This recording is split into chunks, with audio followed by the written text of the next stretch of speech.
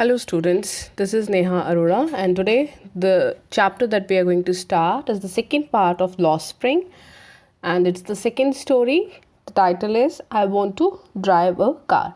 So, this is the story about another boy whose name is Mukesh. Let's read. The writer met a boy named Mukesh who aspired to become a motor mechanic.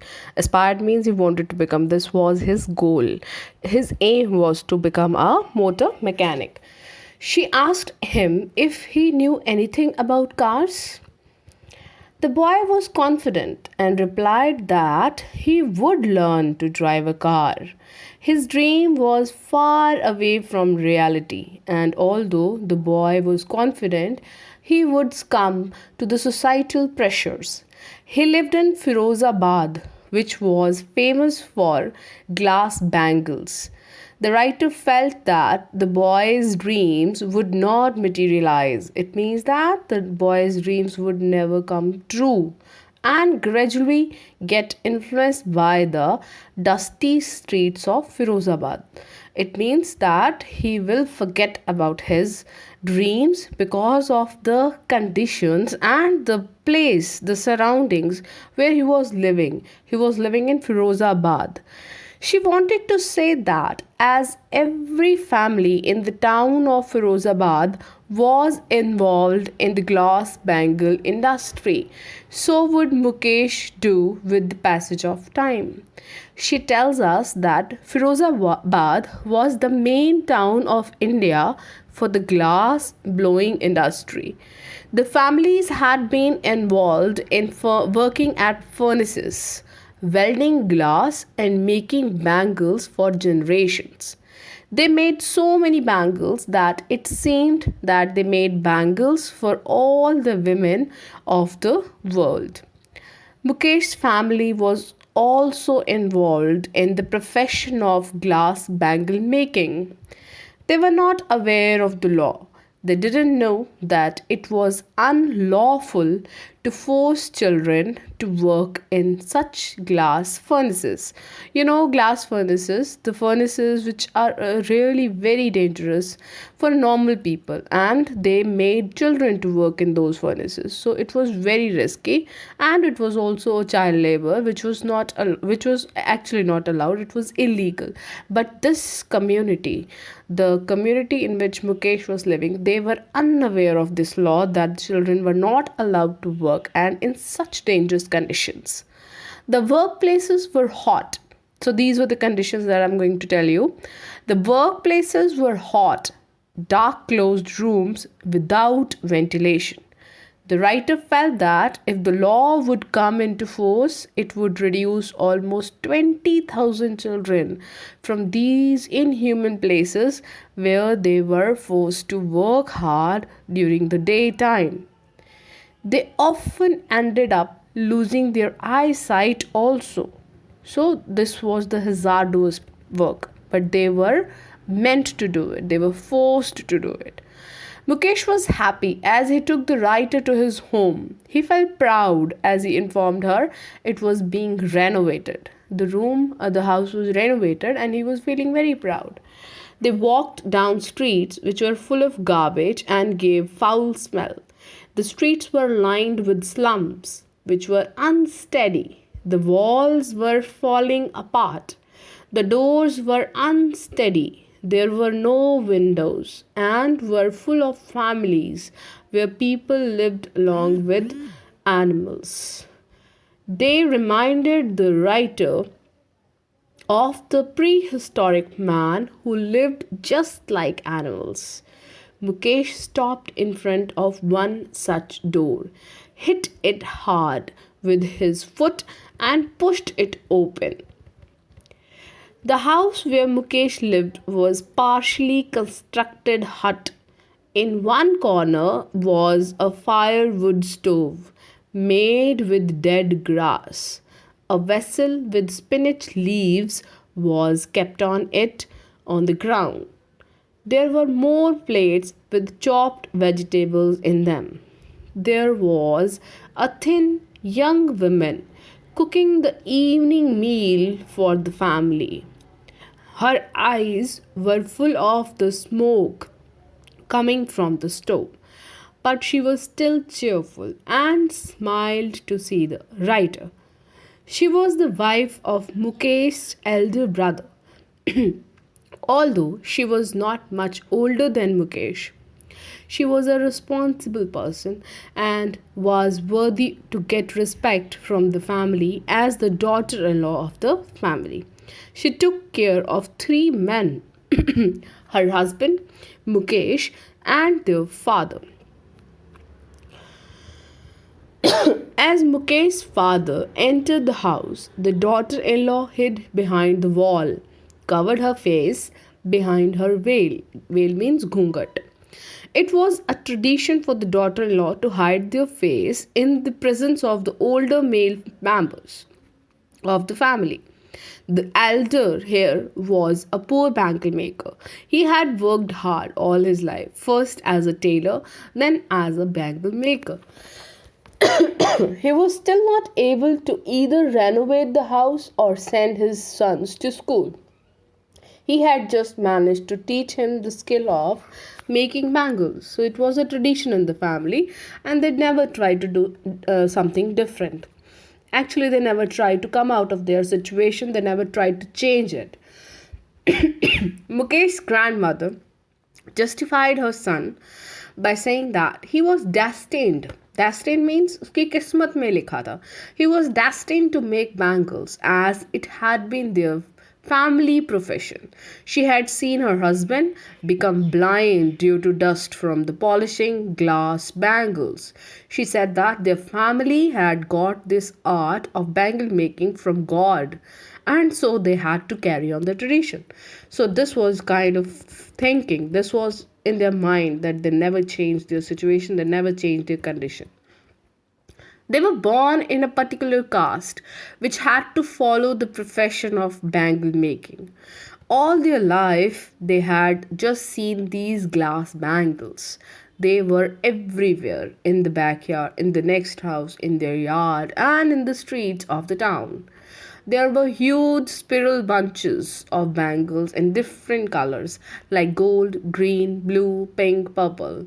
There were bangles of all the colors of the rainbow. Further, the writer says that there were bangles in the neglected yards also. They were dumped on the handcrafts for sale. They were pushed by men along the streets of Firozabad. The writer describes the environment where these bangle makers work. They were small, dark huts. The children would sit next to a line of oil lamps whose flames were unsteady. They, along with the parents, joined the pieces of colored glasses into circles called bangles. As they spent a lot of time in the dark, their eyes would not adapt to the bright sunlight. Many of them lost their eyesight before gaining adulthood. So you can understand how hazardous it was for the children who lost their eyesight even getting into the adulthood. There was a young girl by the name of Savita.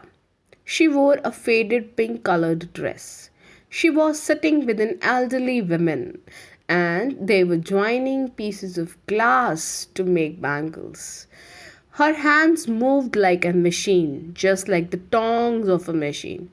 The writer wondered if Savita knew that bangles were sacred.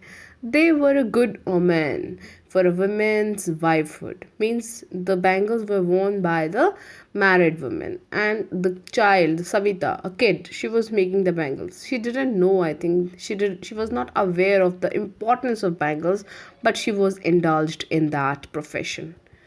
She thought that Savita would realize this when she would become a bride, right? That day she would cover her head with a red colored veil, color her hands with henna, and wear red colored bangles on her wrist. The elderly woman sitting next to Savita also became a bride many years ago. She was still wearing the glass bangles but had lost her eyesight now. The elderly woman complained that she had not eaten even a serve of food. Sir is a unit of measuring quantity. The women wants to say that they are so poor that they cannot eat enough food. That is the benefit that she has received by adopting the profession of bangle making. The woman's husband has a flowing beard. He says that he doesn't know anything other than bangle making. All that he has been able to accomplish is to make a house for his family to live in. The writer wonders that probably the old man has achieved something which many other people have not been able to achieve. At least he has been able to secure a shelter for his family. It means that many of them working in the bangle making profession, they had even not been able to give a shelter to their families, but this man was, and it was kind of a achievement for them. This problem was prevalent. Prevalent means widely spread in all the homes. It was common, which carried on the profession. They didn't know anything else other than the bangle making, and it did not even provide them enough to eat. The young man who had entered the traditional profession also had the same complaint. With the passing time, there was no improvement in their condition. As they had been doing work for countless number of years, they did not have any ability to do something else or to dream of it. The writer suggests them to form a cooperative. She talked to a group of young men to get out of the clutches of cruel middlemen who had trapped their elders. The men said that if they dared to do something like that, they would be dragged and beaten up by the police and sent to jail. Their acts would be termed to be unlawful. The writer felt that as they had no leader, they could not think of doing things differently. They all were so tired, the men and their fathers. The men complained that it was a continuous process. Their poor condition led to lack of concern for their problems. Nobody paid them any attention because they were poor. Because of the poverty, they had no survival, they had no value in the society. This made them greedy and led to injustice. The writer envisioned that there were two separate worlds.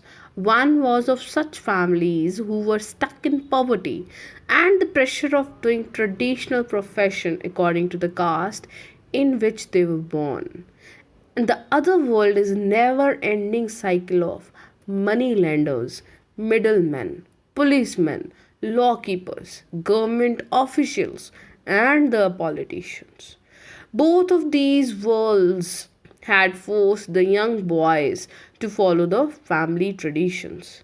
The young boys get into the profession and become a part of the vicious circle even before they realize it. Vicious circle which never ends, goes on continuously. If they did anything else, it meant that they were challenging these two worlds. The boys had not been reared up to be bold so that they could dare to go against the system. The writer was happy to sense that Mukesh had the spark in him. He repeated that he would be a motor mechanic. He wanted to go to a garage and learn the job. The writer asked that as the garage was at a distance from his home, Mukesh insisted that he would walk up to it. It means that he was so ambitious that he could walk to the garage. It was not close by, it was at a very far distance. But he was so determined that he was ready to even walk to that place. She asked him if he dreamt of flying planes. The boy became silent and refused. He didn't know about them, as he didn't know about planes. Not many planes flew over Firozabad, as he had only seen cars moving around in Firozabad. His dreams were restricted up to them only. So, students, we have read about Mukesh today. He was also bound in the family business and He had a dream, but he didn't know how to fulfill that dream. But he was ambitious. He wanted to be a car mechanic. Earlier, we read about Sahib Alam, who was a rag picker, and he started working in a milk booth. So, these two boys have given us the real picture of the children who have lost their childhood, and because of this, the title of the chapter is Lost Spring. I hope you have learned something from this chapter. Please give your queries if there are any. I'll be very happy to answer those queries. Thank you and have a good day.